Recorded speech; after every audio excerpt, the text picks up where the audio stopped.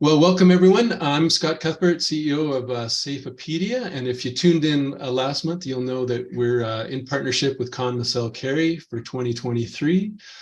And we're doing a monthly OSHA Quicktake just to get OSHA updates on everyone's radar so they know what's coming down the pipe.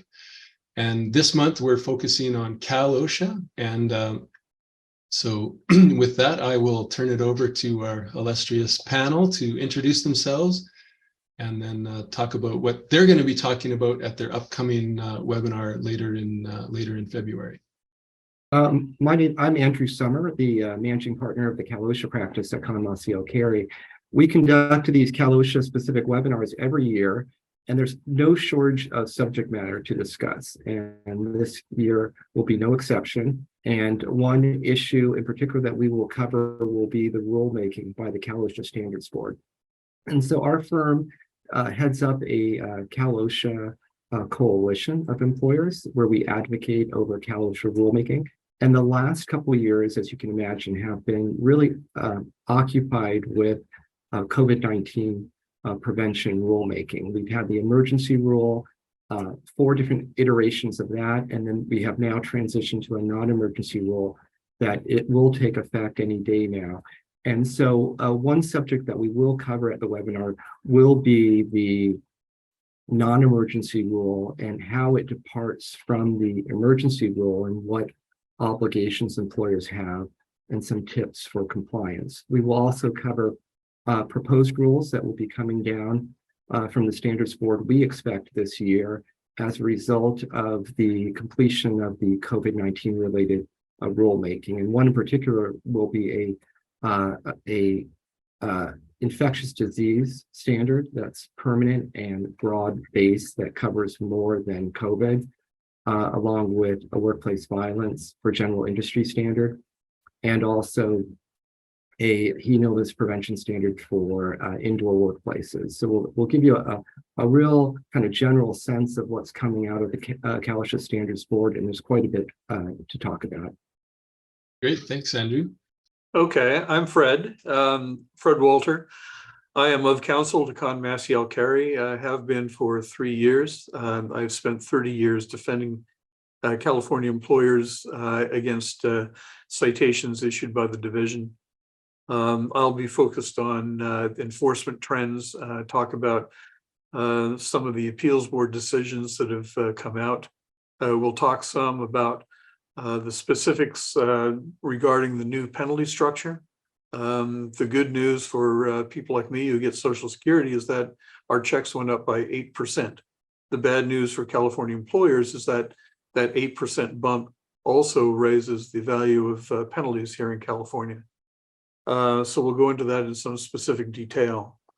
I also want to talk a little bit about staffing. There's been tumult both within the division and the appeals board concerning changeover of personnel, some who have left by attrition, some who have left by choice, some who have left because of COVID, and the new people coming in are just getting their feet on the ground, which may be why the appeals board is just now getting around to a backlog of appeals that were filed 2 years ago.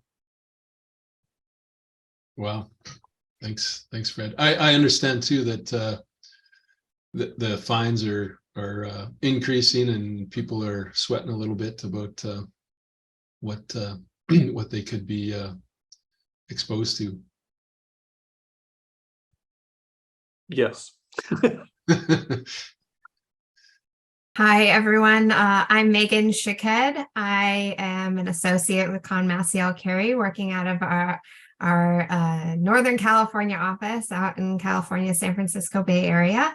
I am a member of both Conn Maciel Carey's employment practice and also our OSHA practice.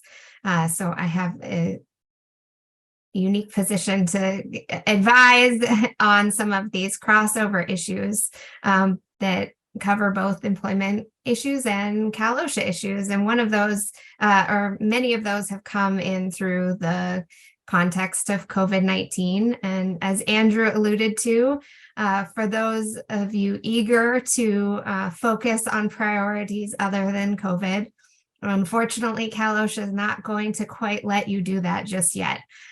So we are transitioning to a non-emergency rule from the emergency temporary standard. So we will spend some time during our full webinar walking through the rule and highlighting some of the differences from the emergency temporary standard, where employers can roll back some of the COVID protocol that may still be in place as a holdover from the from earlier versions of the emergency temporary standard, and kind of what we can expect for the next bit of time from Cal OSHA from a COVID-19 perspective, to ensure that employers are in compliance and prepared for any COVID related inspections.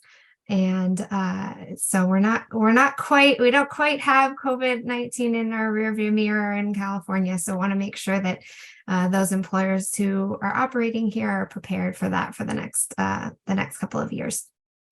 Yeah, great. Thanks, Megan. And so it sounds like it might get a little bit easier for employers, but not you can't strike that one off the list for 2023. Yeah, it might not feel that way, but there has been an effort to streamline the rule, make it a little bit easier to implement, and but can't roll it all up yet. Right. Great. My name is Samuel Rose. I'm an associate with Conn Maciel Carey as well. I also practice within the labor and employment and the Cal OSHA practice groups.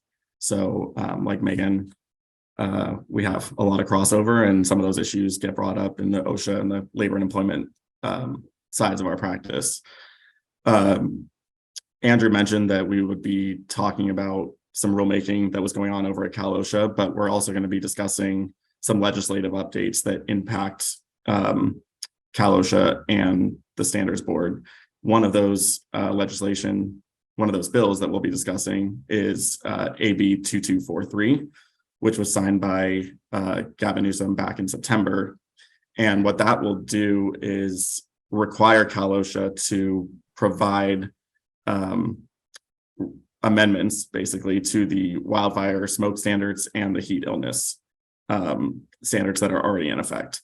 So we have rulemaking going on, and Andrew will discuss those, but then we also have the legislature telling Cal OSHA that it needs to either expedite or enhance those rulemaking procedures. And so that's one of the bills we'll be talking about, as well as other legislation that impacts Cal OSHA or workplace safety. Great. And how in line is it with the overall OSHA heat stress standards that I know are changing or projected to change this year? Yeah, so that's kind of the gray area with this bill, is that there already are standards regarding these two regulations. And so the bill is drafted in a way where it kind of appears like there aren't already regulations. And so we're trying to figure out what exactly the legislature is telling Cal OSHA it needs to do and what it wants to get to the Standards Board. So we'll discuss those nuances in the webinar as well. And I think that's a good example of everyone wanting to join the party. We have the legislature who wants to legislate. They want to have their signature bill. The Standards Board wants to have their signature act by the board. And really, it's overkill in the example of the heat illness rule, wildfire smoke. That was extensively considered in a rulemaking process.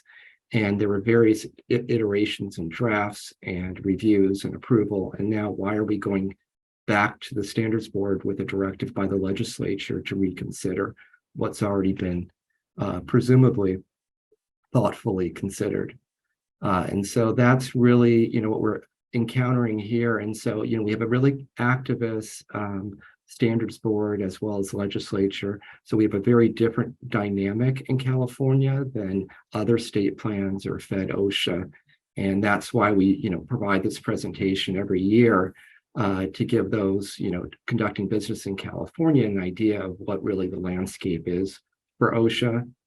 It's been very challenging for employers to even follow. I know during the pandemic, we had all these different drafts of the emergency rule for COVID and trying to figure out really what the compliance obligations are.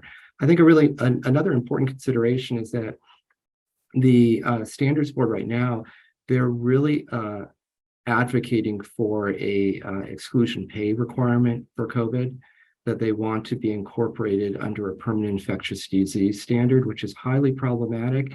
We don't know right now exactly what that draft permanent infectious disease standard might look like. But if it is broad-based, including things like the common cold, the flu, and it provides for exclusion pay, that could be very troubling for employers. And so the last meeting of the standards board, there was a vote without really knowing what the rule might look like, but to include exclusion pay. And so that's going to really be a battle to wage to really scale back what the standards board is doing. I mean, in my opinion, that's something that should be considered by the legislature, not by the standards board. There is no precedent for something this far reaching, really in a wage and hour context by the standards board. Right. Yeah, great context. We're also seeing, to pick up on what Andrew just said, we're also seeing the division enforcement going outside their lines and being more aggressive. There is a group within OSHA, for example, called the Labor and Employment Task Force, LATEF, L-E-T-F, and their legislative mandate is to investigate the underground economy, to find employers who are breaking the wage and hour rules, pay rules, and OSHA regulations very clearly. And it's a task force made up of both Cal OSHA and DLSE, Department of Labor Standards Enforcement. And that's been ongoing for quite some time, and I guess there's been some success there. Now they're going after above ground employers without any change in the legislation. And we're just now getting our hands around what the justification for that encroachment on normal DLSE, Cal OSHA activity might be. I did want to mention just one other thing, since you asked about the federal heat illness, that as Fed OSHA works through their rulemaking on heat illness nationwide, because Cal OSHA is one of the state plan states with an existing heat illness regulation, and with potential more to come, it is one of the states that Fed OSHA looks to as a sample of what's being done, in addition to other states that have existing rules as well. But that is something to always keep in mind, that things that may change or be added to Cal OSHA may have an impact nationwide. Great.